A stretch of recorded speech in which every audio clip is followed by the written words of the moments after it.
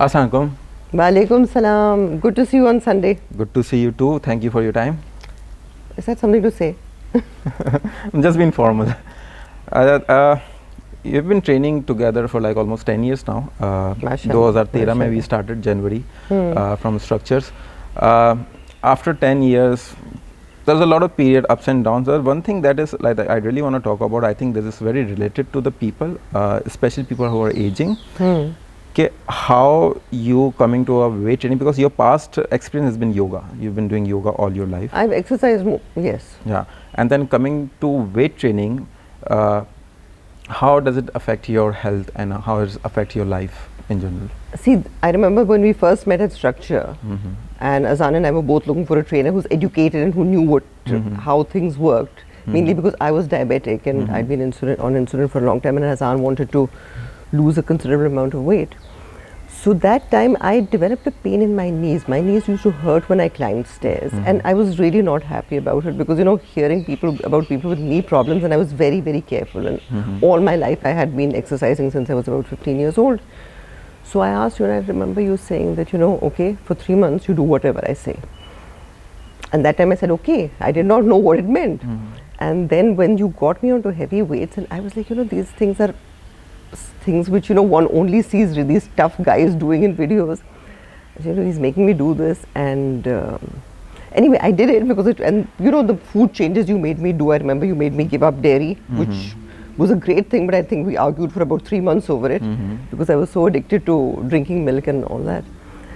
But after 3 months, I remember distinctly, I was on the leg press machine, and you said, "How is your knee pain?" And I had forgotten about it. I had not felt it in a while. So, that's when I realized what a difference it makes when you're building your muscle to support your joint health. And it's made a huge, huge difference, because in between there have been ups and downs when I've not been training, and I've been traveling and other things have been happening. I've not been as regular as I should. And the minute I would feel knee pain, I would see your face in front of me, and I would see the leg press. And I would say, okay, Pervez is right, I need to get back into it. So, it's made a huge difference. And yoga is a totally separate thing, but this, with the kind of strength it's given me, and then when you put me onto the diet, because I never really ate much, or I would do binge eating if I was craving something, which was seldom. But when you gave me a macro calculated diet, and you said, okay, these are the protein, these are the carbs, these are the fats you need to have every day. And I thought what I thought was a healthy meal was just carbs and fats, fruit with nuts and yogurt. And I thought, okay, this is great, and oatmeal toast. And I thought, I'm having the healthiest breakfast. And it was pretty much a disaster for my sugars and my glycemic index and everything. So then when I changed it, I felt, better energy level through the day. I felt my strength improving. And then, you gave me massive amounts of protein. I'd probably not eaten that kind of protein in a day before. So it was difficult. But when I noticed the benefits, when I noticed how different I felt, that's when I realized that this is something I'm going to have to do. I have dwindled down at times, and then you pulled me up and told me, get back onto it.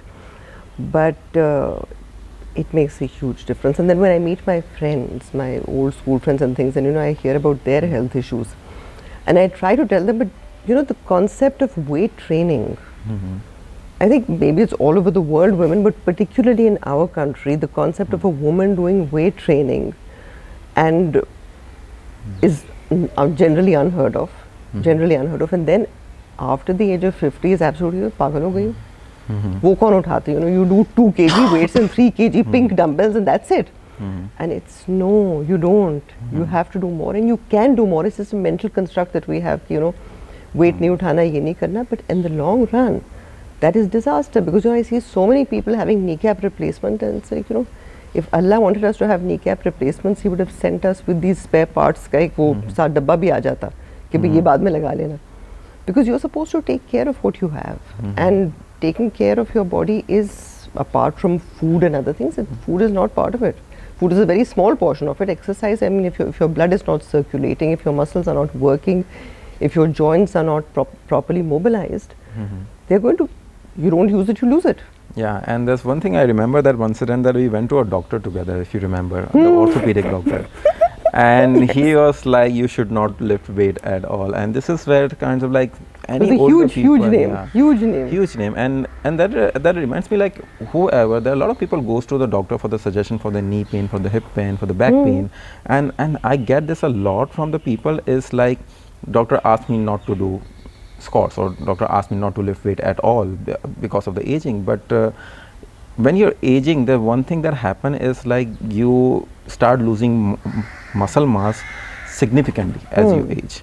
Now, if you're not training your muscle, you will lose the functionality. And you are a perfect example for it, because you started weight training not in very early age of your life.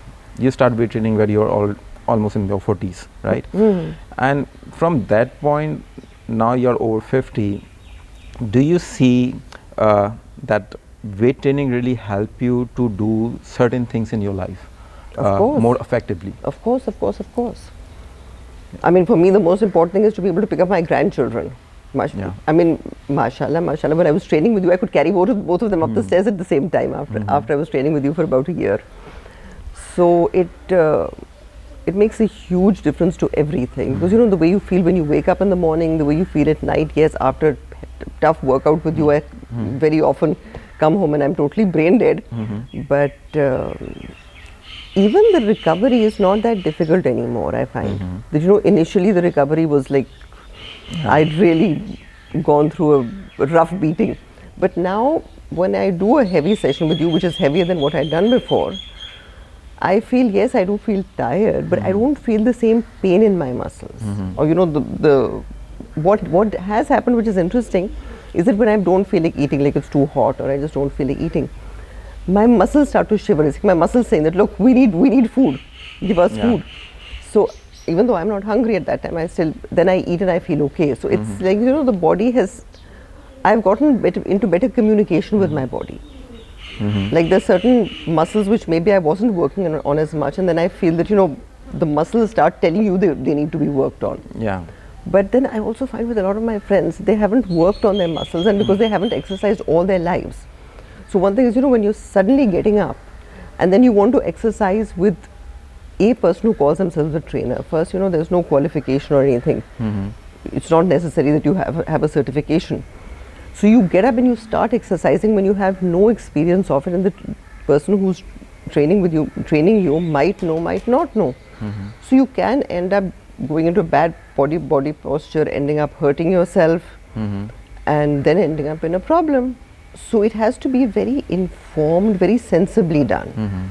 But again, the sensibility is a big issue, because the minute you tell anyone that, you know, you need to gym to be fit, ये तो बड़ा मुश्किल काम है, कोई गोली बता दो. There's no goalie that's going to do it. Yeah, this is kind of like a short-term mentality is definitely there. It will always be there. We can't change that. So one thing, you are diabetic for like almost 30 plus years right now. Insulin dependent. How training helped you manage your blood sugar better? It really, really helps. I mean, the days I don't exercise, because there are days when I, you know, just either don't feel like exercising or I'm too busy with work, then my sugars do spike higher. But when I'm exercising, the sugar levels are much better. And again, you know, I've understood foods better. So when I eat lower glycemic foods, the sugars stay much better in control. My HbA1c levels have come down. Cholesterol levels have come down, because it really, really helps on so many different levels. So from your experience with everything you have done cardio, you have done yoga, you have done all the classes, Zoom classes, you have done aerial yoga, you have done a lot of things, and then you did weight training as well. In your experience, if somebody is going through aging, they're just turned 40 plus and they're going through aging, in your experience, what message you want to give to them? See, weight training is important to maintain your muscles and your joints, to basically make sure your body health is okay. Yoga is important for your flexibility. It is a different thing of anti-aging. It's like elements. You need to fit all the elements together. But because yoga doesn't stress the muscles as much, so I mean, I don't subscribe to power yoga and all. I don't understand the other systems. I haven't done them enough, so I can't say anything. But basic yoga and basic weight training, like what I've been doing with you, is very, very important to be in good health. And then if you want to have fun, do Zumba, do aerobics for fun days. You know, 1 or 2 fun days a week. If you want that activity, it's great. Swim, do cycling, do whatever you want. But physically you need to move. Physically you need to move. But a walk is not exercise. A walk is great to stabilize yourself and so on. But a walk is not, please don't call a walk exercise. Proper exercise, you have to weight train on some level. You have to do it. Otherwise your muscles just start giving up. After a while they start giving up. जवाब दे देते हैं बस ठीक है अभी हम नहीं चलते बहुत हो गई. You abused us enough. And yoga is important for flexibility because otherwise after a while, you know, you have a problem sitting on the floor. होता है कि जी नमाज हम कुर्सी में बैठ के पढ़ेंगे. भाई क्यों कुर्सी में बैठ के पढ़ेंगे? There's a different enjoyment and pleasure of praying properly the way you're supposed to. So I mean, at least I find that it's very sad when a person is depriving themselves of that by their own lack of discipline. Yeah, because I've been training a lot of 50 plus or 60 plus men and women, and it is really amazing to see that we see people around us, our own parents, they're going through aging and they can't do a certain type of thing like getting up from the floor is difficult, climbing the stairs is difficult, but at the same time you come in the gym, going onto the bar and doing squats with the weights. This is kind of impressive what a body can achieve if you just give them the right kind of stimulus. And still I'll come back to doctors, is like they have to stop telling people not to train. The sad thing is that the doctors are not informed because you see the body is capable of anything. You hear of those cases where there was a car accident and a child was stuck under the car and the mother lifted the car. How did she lift it? She was not a weight trainer. It is something inside the body that drives that. That means the human body has that capability. It is the mind, ye ho jayega. We put our own mental blocks there. It is, you have to get past the mental block that okay, maybe what Allah Ta'ala has made is perfect. Why am I stopping it? Why am I putting this filter of my own not very useful ideas in the way? Because there are innumerable examples of human strength which has suddenly arisen. Where did it come from? It's come from out of this body. It's not come from anywhere else. The body is capable of anything. Like my mother, when I started yoga, she was 50 plus. She started with me just for fun. I mean, she'd not been much of an exerciser. She'd not been overweight. She'd not been unhealthy. But she started yoga, and then she got so hooked on it, and physically it made such a huge difference. And then she got more into exercise and more into exercise. And I know my father always used to walk. And then my father's elder brother, he used to always do some form of exercise. Because in those days there wasn't much, 70s, 80s, so he used to get these books and do things out of them. So that there's always been things like martial arts. Is as long as you're doing something, just do something. The worst thing you can do for yourself is to do nothing. And to sit in front of the TV, no. Just pace up and down and watch TV. Baithe na raho.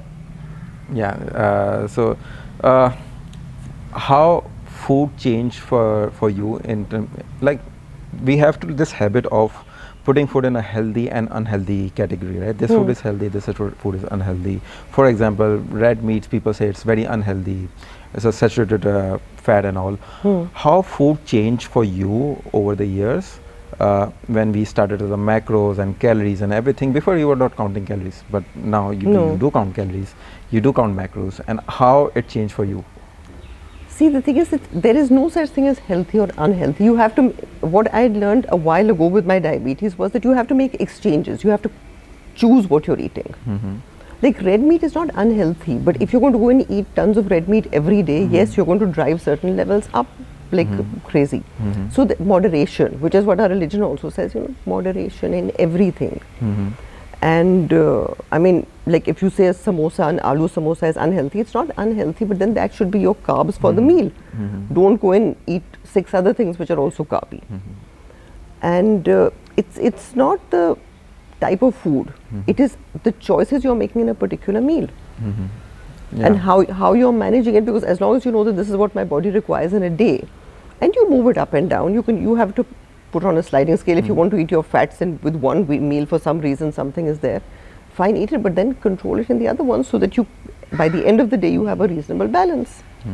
This is actually the more impressive thing for me. It's not just a physical transformation that you get from the training. It's more of a like a mindset transformation that the whole life we avoid certain things because we want to look slimmer or we want to look thinner, and suddenly the whole thing shifted and now you're not afraid of food anymore. The mindset changes. Yeah, the mindset changes, and this is like for me is a bigger transformation, because right now you're not only thinking about getting in shape in next 6 weeks or for a certain amount of time, you're thinking about staying in shape for the rest of your life and doing certain things for the rest of your life. You change the way you approach things. Like generally what people find very strange with me is that when I go out with them and somewhere where there's a buffet, I always go and look at the dessert first. And then, ye kya kar rahi ho? The reason is that if I see there's a dessert I like, then I will give up the rest of my carbs to be able to have that dessert. But if I'm not crazy about the desserts, then I'll maybe eat the biryani or something. But you know, I need to know what's next, rather than go and eat the biryani and then say, oh, I can't eat this. Yeah, you just completely eliminated the guilt factor from there. Yes, you eliminate the guilt. Or if there's, I mean, chocolate cake or rohni naan, okay, you make a choice, or you have half and half of each, but you kind of make an informed decision. This is something what I was speaking to Azan earlier, and this is exactly the same thing Azan had in his mind, that he always chooses the food that he enjoys instead of depriving himself. You can't deprive yourself, you get depressed. You get very depressed if you deprive yourself.